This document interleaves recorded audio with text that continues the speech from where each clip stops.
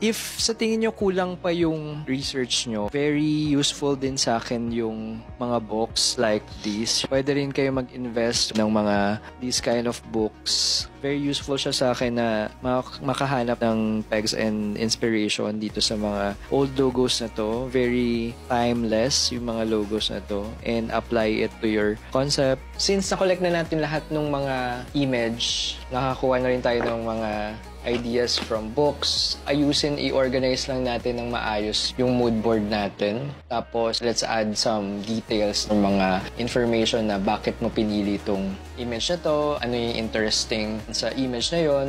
Pwede mo lagyan ng mga information sa side para mas clear. So, we have a lot of ideas in mind. Gagawin natin, if filter out natin yung ideas na yon and gagawa tayo ng concept through sketching those ideas. Here comes the third step of our logo design process, which is sketching your ideas.